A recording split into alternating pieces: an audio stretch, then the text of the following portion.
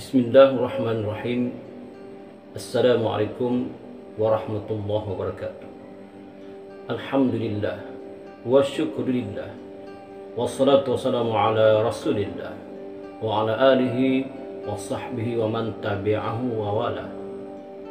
Allahumma salli ala Sayyidina Muhammad wa ala alihi wa sahbihi ajma'in. Alhamdulillah, bersyukur kita kepada Allah Subhanahu wa ta'ala, kerana dengan izinnya, dengan limpah dan kurnianya, maka seperti biasa sekali lagi kita bertemu di dalam rancangan Tazkirah online di dalam channel ini. Moga-moga ia dapat memberi manfaat bukan saja kepada tuan-tuan yang mendengar, tetapi juga kepada saya sendiri sebagai kata orang ulang kaji pelajaran, insya-Allah. Kali ini kita akan membawa satu topik berkenaan dengan adab-adab bermusafir. Ya, adab-adab bermusafir. Tuan-tuan dan puan-puan serta para penonton yang dikasihi sekalian, sudah pastinya dan sudah tentunya tuan-tuan dan puan-puan serta penonton semua ada perancangan untuk balik kampung. Ya, untuk berjalan jauh, merintasi negeri, balik kampung, terutama sekali di musim-musim cuti yang panjang. Dan cuti yang panjang itu akan kita dapat ketika menjelang hari-hari perayaan seperti Hari Raya, Aidilfitri dan hari-hari perayaan yang lain. Ya, maka di atas kesempatan itu, cuti yang panjang itu, kita ambil kesempatan ya untuk bermusafir, ya, berjalan jauh. Dan ada juga orang yang bermusafir untuk pergi menuntut ilmu, pergi belajar ke luar negara menuntut ilmu. Ya, ini satu musafir yang baik, satu perjalanan yang baik. Dan ada juga yang mengembara, ya, semata-mata untuk melihat keindahan alam, kecantikan alam. Ya, seperti mana yang tertulis di dalam ayat Al-Quran dalam surah Al-Mulk ayat 15. Ya, Allah berfirman yang mafhumnya, dialah yang menjadikan bumi bagi kamu mudah digunakan, maka berjalanlah merata-rata ceruk rantaunya, serta makanlah dari rezeki yang dikurniakan Allah, dan kepada Allah jualah kamu dibangkitkan semula. Dan ada juga sesetengah kita kaum muslimin dan muslimat yang mendapat rezeki yang lebih, kemudian pergi mengerjakan umrah ataupun haji di Mekah. Ya, maka sebelum bermusafir ke tempat yang jauh dan kerana Allah itu, hendaklah kita belajar adab-adab bermusafir. Kerana adab-adab ini penting tuan-tuan, sebagai guideline kita ataupun sebagai penunjuk arah kita supaya kita tidak terbabas ke kancah-kancah ataupun ke tempat-tempat yang dilarang oleh agama Islam. Kerana ada juga yang bermusafir ataupun berjalan jauh yang lebih dua marhala itu dengan tujuan yang tidak baik, ya, kerana perbuatan-perbuatan yang tidak diredai oleh Allah Subhanahu wa ta'ala, maka ia tidak dikatakan bermusafir yang mendapat pahala. Ya, kerana orang yang mengembara bermusafir ini tuan-tuan akan mendapat pahala, ya, bergantung kepada niatnya. Ya, jika niatnya bermusafir kerana Allah Subhanahu wa ta'ala, kerana mencari keridaan Allah, maka dia akan mendapat pahala. Contoh umpamanya, kita bermusafir ke tempat yang jauh, tempat asal kelahiran kita, kerana di situ ada kedua orang tua kita yang ingin kita ziarahi, yang kita rindui, maka itu dapat pahala besar kerana menjalinkan silaturrahim sesama keluarga, ibu bapa, adik beradik serta rakan-rakan jiran kita sekampung. Ya, oleh itu kita sama-samalah belajar apakah di antara adab-adab untuk kita bermusafir. Ya, apakah di antara adab-adab untuk kita bermusafir sebagai panduan kita. InsyaAllah kita tunggu selepas ini.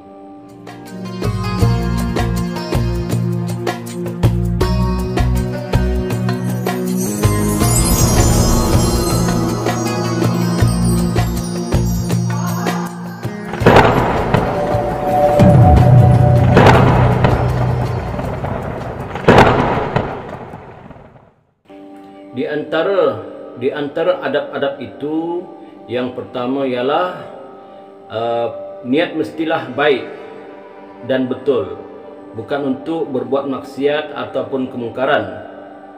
Perjalanan mestilah mempunyai tujuan, bukan semata-mata untuk bersonok saja. Ya, kerana ada sebuah hadis ya yang diriwayatkan oleh Imam At-Tirmizi, ya. Seorang lelaki berkata kepada Rasulullah, "Wahai Rasulullah, saya akan mulai perjalanan musafir. Jadi berilah nasihat kepada saya." Nabi berkata, "Hendaklah kamu bertakwa kepada Allah dan bertakbir setiap kali melalui tempat yang tinggi." Selepas lelaki itu pergi, Nabi berdoa, "Ya Allah, mudahkanlah dan dekatkanlah jarak perjalanannya." Beruntung ya orang yang didoakan oleh Nabi kita Muhammad SAW. Jadi yang pertama niat kita mesti betul. Kemudian yang kedua, adabnya sebelum bermusafir itu kita hendaklah solat sunat musafir, ya, walaupun bukan wajib, sunat, tapi kita digalakkan untuk sembahyang sunat musafir. Ada hadis yang diriwayatkan oleh Imam At-Tabrani yang maksudnya tidaklah seseorang meninggalkan sesuatu bagi keluarganya yang lebih baik dari 2 rakaat yang dilakukan di sisi mereka ketika berniat untuk bermusafir. Kemudian yang ketiga, disunatkan bermusafir pada hari Kamis, kerana ada hadis yang sahih yang diriwayatkan oleh Imam Al-Bukhari yang maksudnya Rasulullah SAW berangkat ke perang Tabuk pada Khamis. Rasulullah menyukai memulai perjalanannya pada hari Kamis. Ini yang ketiga. Yang keempat, ya, yang keempat, hendaklah berteman, ya. Janganlah pergi musafir itu seorang-seorang diri, ya. Hendaklah berteman. Contohlah, tiada teman-teman di kalangan mahram kita ataupun keluarga kita, tidak ada, maka carilah teman-teman yang kita kenal, ya, sebagai teman kita untuk bermusafir. Karena ini pun ada hadis yang diriwayatkan oleh Imam Al-Bukhari yang maksudnya jika manusia mengetahui bahaya bermusafir sendirian sebagaimana aku ketahui, tentu mereka enggan bermusafir sendirian. Kata Nabi, kalaulah kita ni tahu bermusafir sendirian itu bahaya, ya, maka sudah tentu kita tidak ingin bermusafir sendirian, ya. Tapi kalau kita fikirkan tuan-tuan, betul juga kata Nabi, dan memang pun betul, ya. Nabi itu shadiqul masduq, kata-katanya benar lagi dibenarkan. Coba bayangkan kita bermusafir, contohlah, ya, musafir ke Mekah dengan menunaikan umrah, ya, bersendirian. Apa jadi tuan-tuan? Ataupun katalah bukanlah ke Mekah, contohlah ke negara Amerika Syarikat, sorang-sorang tuan-tuan. Apa akan jadi? Andai kata kita demam, tidak ada orang tengok, tidak ada orang lihat. Andai kata barang kita, harta kita, wang kita diragut, dirompak orang, siapa nak tolong kita waktu itu, ya? Kemudian tidak ada tempat kita untuk berbincang, ya, pada sesuatu perkara, maka betul lah kata Nabi, dan memang betul, ya, kata Nabi Muhammad SAW. 5, hendaklah minta izin, terutamanya kepada sekiranya dia seorang anak, meminta izinlah dulu kepada orang tua kita. Itu penting tuan-tuan. Walaupun kita belajar jauh, meminta izin meminta restu kepada orang tua kita. Katakan kita nak pergi bermusafir, dan kalau boleh meminta izin dan minta restu itu janganlah hari ini nak bermusafir, hari ini juga ya. Sebaik-baiknya seminggu, sebulan ingin bermusafir itu bincanglah dan minta izinlah kepada kedua orang tua, maklumkan mereka tentang tujuan kita dan perjalanan kita ya. Kerana dalam kitab Al-Azkar ya, Al-Azkar karangan Imam An-Nawawi mengatakan apabila seseorang daripada kamu akan bermusafir, hendaklah meminta izin daripada saudara-saudaranya.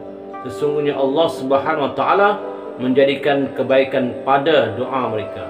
Biasanya ibu dan ayah kita, saudara-saudara kita mendoakan kita, moga-moga kita selamat ya. Yang keberapa tuan-tuan? Yang ke-6 ya, ke-6. Yang ke-6, disunatkan kita membaca doa sebelum bermusafir dan juga membaca ayatul kursi. Kerana membaca ayatul kursi banyak fadilatnya tuan-tuan ya, banyak kelebihannya. Bacalah juga doa menaiki kenderaan ya. Moga-moga terlindung daripada kejahatan makhluk di antara jin ataupun manusia. Doa musafir dan menaiki kenderaan. Bismillahi alhamdulillah. Subhanalladzi sakhkhar lana hadza wa ma kunna lahu muqrinin wa inna ila rabbina lamunqalibun. Alhamdulillah. Alhamdulillah. Alhamdulillah. Allahu akbar. Allahu akbar. Allahu akbar. Subhanakallahumma inni zalamtu nafsi faghfirli fa innahu la yaghfiru dzunuba illa anta. Maksudnya, dengan nama Allah, segala puji bagi Allah, Maha Suci Tuhan yang mendukkan kenderaan ini untuk kami, sedang kami sebelumnya tidak mampu mengawalnya, dan sesungguhnya kami akan kembali kepada Tuhan kami. Segala puji bagi Allah, segala puji bagi Allah, segala puji bagi Allah. Engkaulah yang maha besar, Engkaulah yang maha besar, Engkaulah yang maha besar, maha suci bagi Allah. Sesungguhnya aku berlaku zalim kepada diriku, maka ampunkanlah aku. Sesungguhnya tidak siapa yang dapat mengampunkan dosa selain Engkau. Kemudian yang ketujuh, membaca tasbih ataupun takbir. Takbir ni Allahu Akbar. Tasbih ya, Subhanallah, Subhanallah ya.